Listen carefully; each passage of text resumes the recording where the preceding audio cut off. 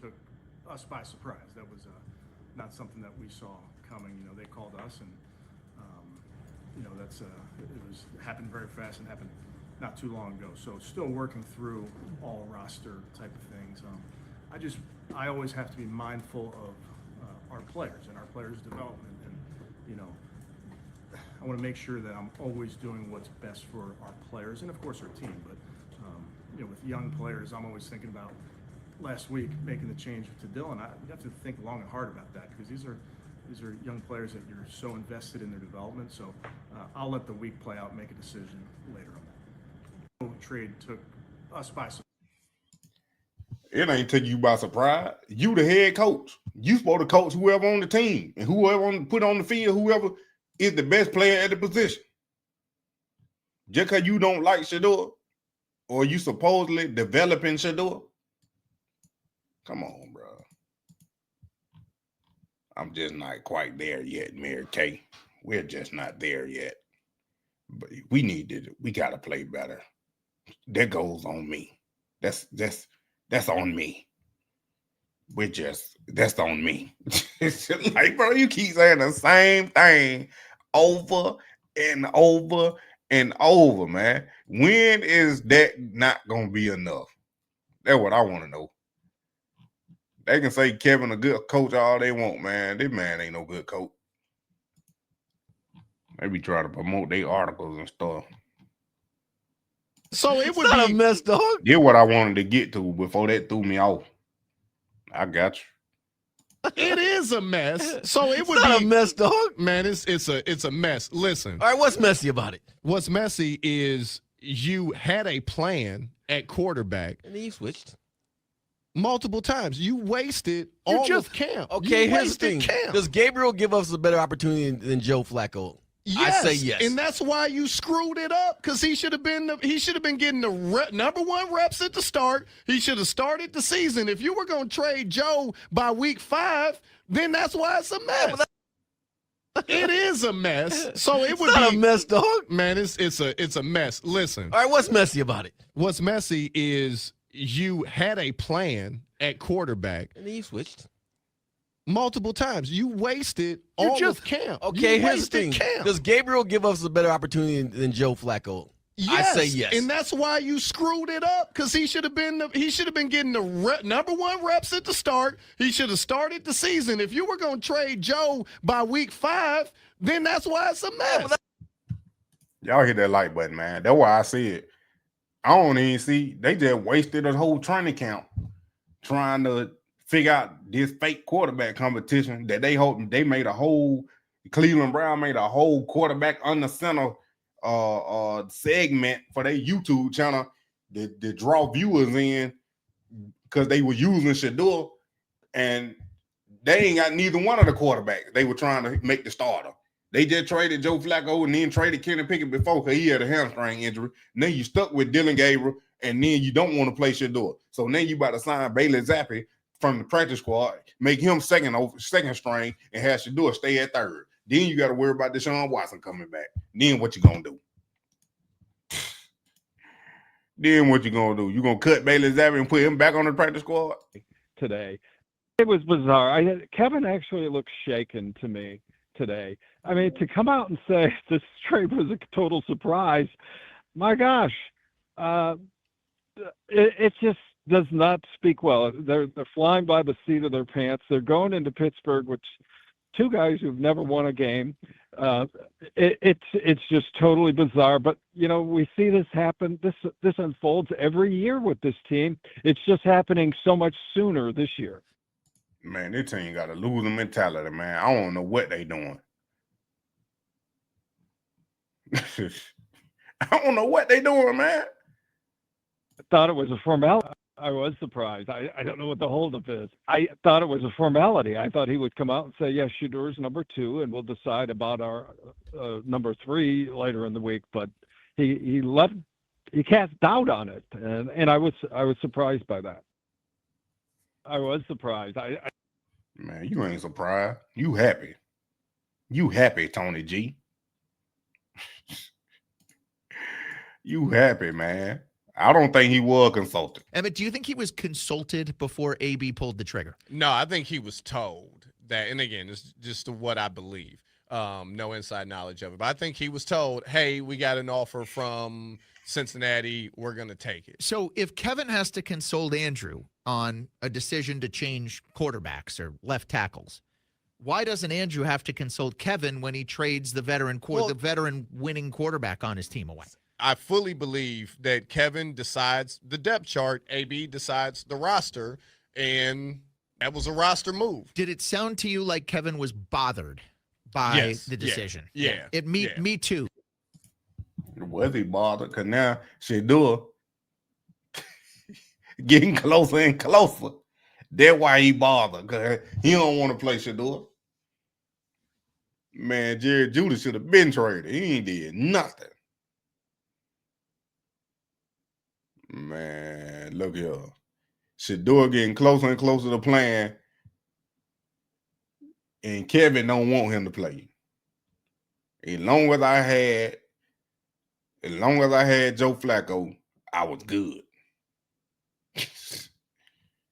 I was good.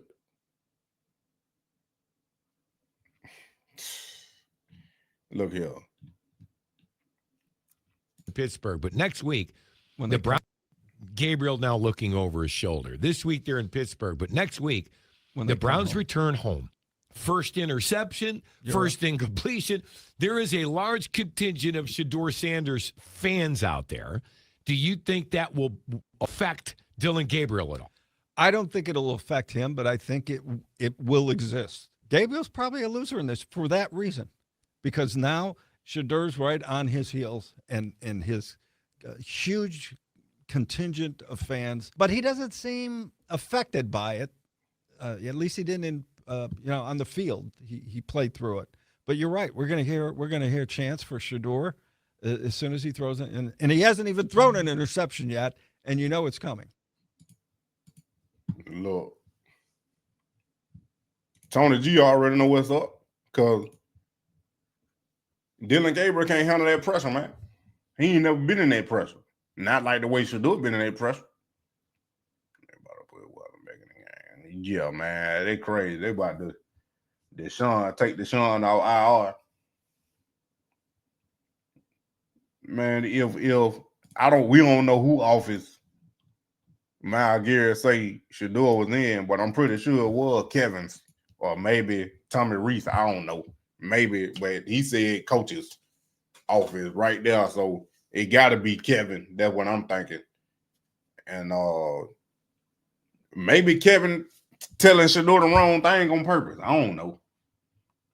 If Andrew got something to do with Shedeur, night B2, what? Kevin knows Shedeur can play. He just don't like Shedeur, and he don't want to check down all day. Nah, because he going to try to make a big play.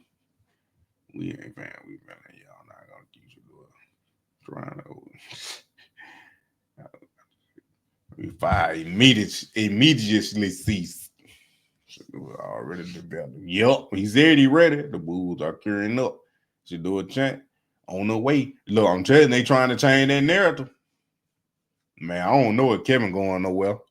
Like I told you, he moving like he know he got his job secured. I'm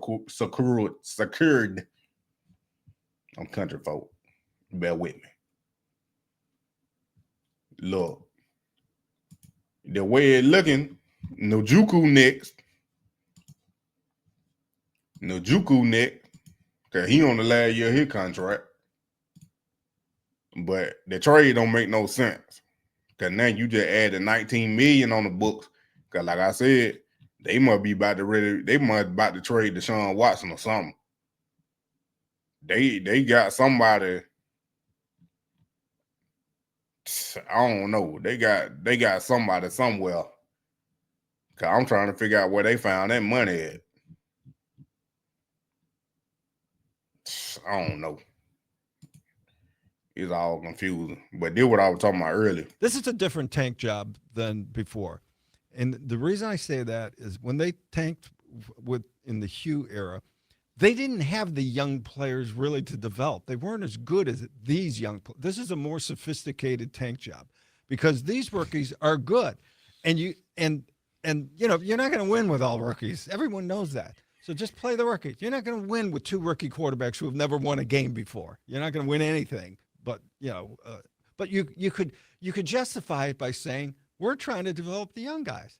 So it's a more logical way of tanking, but that's pretty much what they're doing. I mean, this is a different tank job.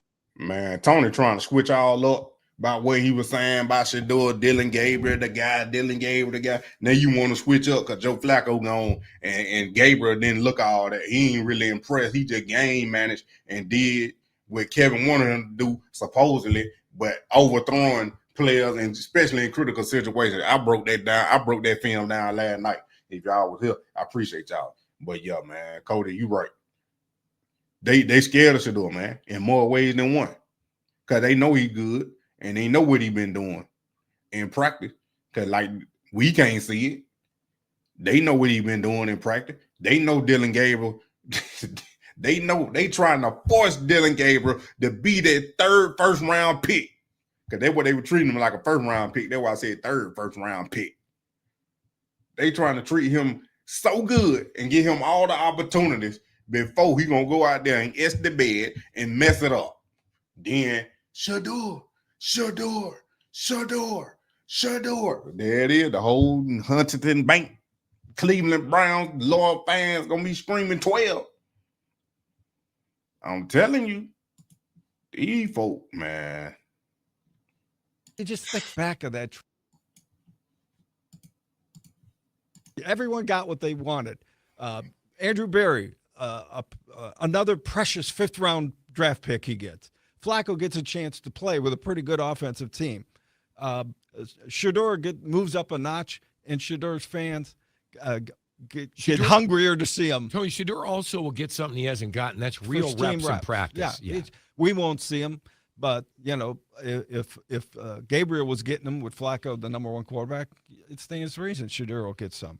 So everyone got what they want, and you just think back of that training camp, and we said how stupid this was, and they're pretty much confirming it. Man, look.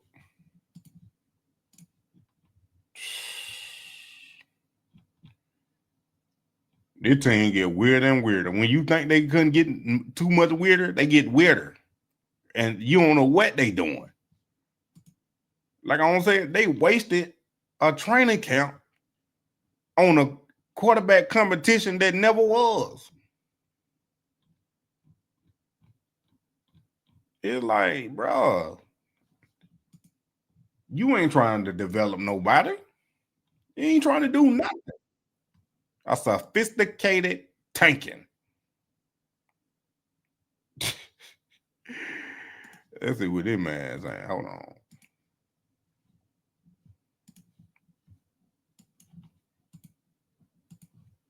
The last thing you want is for Shedeur Sanders to have to take the field in the psychological state that he's in right now. It is required for a quarterback to have the full faith and confidence of a whole organization in order for him to be successful. It doesn't exist in Cleveland. It's a setup that could impact his career for the rest of it if he's forced into action. I need Dylan Gabriel to play well. I need the Cleveland Browns to allow Shedeur out of there and for him to get a fresh start somewhere where from the very top of the organization all the way through the coaching staff, they believe in him. They don't in Cleveland for whatever reason. And if he's forced into action, it could be a death blow to his career. So I'm rooting for Dylan Gabriel for the purpose of saving Shedeur Sanders' career and perhaps allowing him to get somewhere where he can have some success.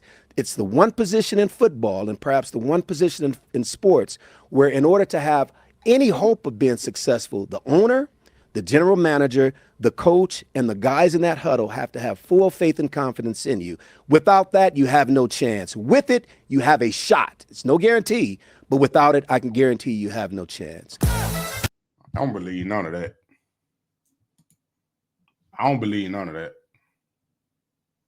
Because now you putting your faith in man. Nah, I don't do that, bro. Nah. They can do whatever they want to do.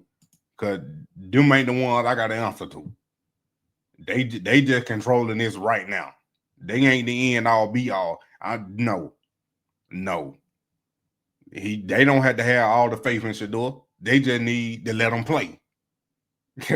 Because what I'm saying is, man gonna do what man do. But when it's called and supposed to be, it ain't gonna matter what they try to do. It ain't gonna matter what they try to do. So no, I don't believe none of that. That's his opinion. That ain't mine. I'm totally opposite. No, I'm not believing that the team got to back him for him to be successful. No, I don't believe that. Now, if they doing some backstabbing, that's something different. That ain't the same. That's undermining and making somebody fail on purpose. Now you hurting yourself and the rest of the team. No.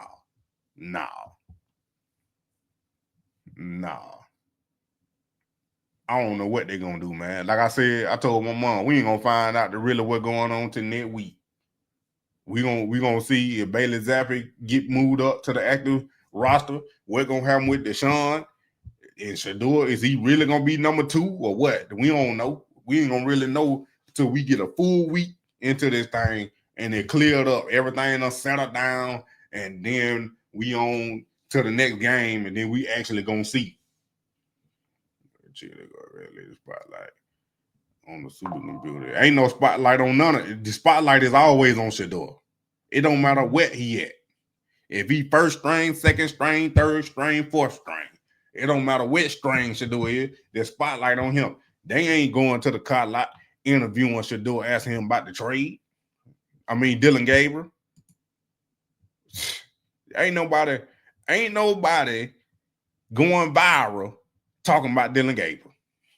Did you have a conversation with Shedeur after the Flacco trade of kind of how crazy and surreal it is that it started out four-man competition and now 2 rookies are left stadium? You guys have conversations about that? I think our whole room just talked shortly after, but at this point we're really not surprised what can happen in the NFL. So yeah. Already you're not surprised? Or yeah, at this point, anything that can happen. Yeah, you're going to take the easy answer this time. Every time you want to take a shot at Shedeur, you're going to do a subliminally. But that's hard for me. How you say it? Subliminal, whatever. Y'all get what I'm saying. It's going to be hard when you get a direct question about Shedeur. Now you want to take the easy route out. But then when you don't get a direct question about Shedeur, then that's when you want to take shots. Nah, I don't want to hear none of that, bro. Talking about y'all talked about it. You know it's a business. You know it's a business. This the NFL. You know it's a business. Quit taking the easy right out. Because now you're going viral because you took another shot. Now you don't want to say nothing. Did nobody see the Carolina game? That's what I'm saying. Or just that man wrong. That man on that last clip was wrong. That's why I said I didn't like that. And I don't believe it. Now, I was going to do a video on Skip Bayless on this video. I was going to do a video on this video, but I never did do it. And then here the clip come up again. I should have been did it, man. Sheesh. Man, Robin, calm down. You see what I sound like. They re-signed a player they had cut, Bailey Zappe.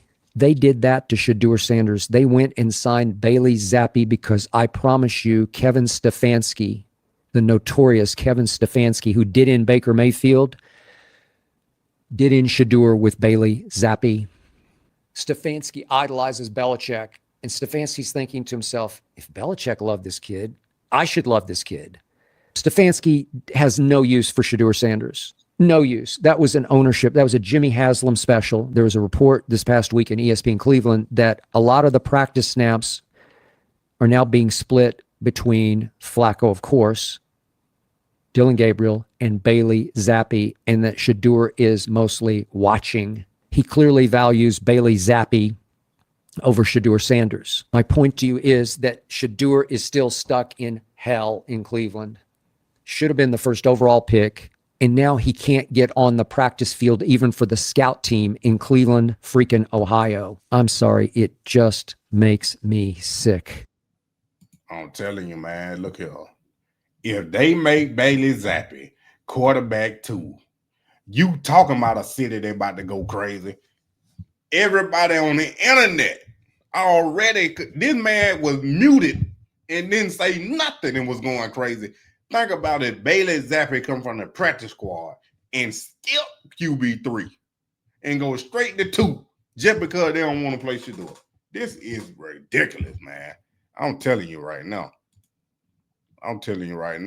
When you thought it couldn't get no crazier, it get crazier. If they do that, that mess is crazy. The Brown tried to mold Baker, failed miserably. Early on in his career, it was cocky and immature, and now it's Moxley, and he's a dog. Same is, different day. As long as you play well, they change the narrative, but you gotta be yourself. Now, Buddy Emmanuel, he wants Shedeur to do quarterback talk. This man ain't talking like no quarterback talk. I played that clip already. Man, ridiculous, man. Why he got to change and conform to these ways? Man, be yourself, man. That was Steven Jackson was talking about. I don't know if y'all were in one of my video, but I was like, look, be yourself, bro. Don't let them folk change you. Man, come on. My savage. Moneymane and the thing of a T and playing no games. Should I already know my name when I speak NCC flame. Got my YouTube popping, man. Like, subscribing, everything in between. You already know Moneymane. You all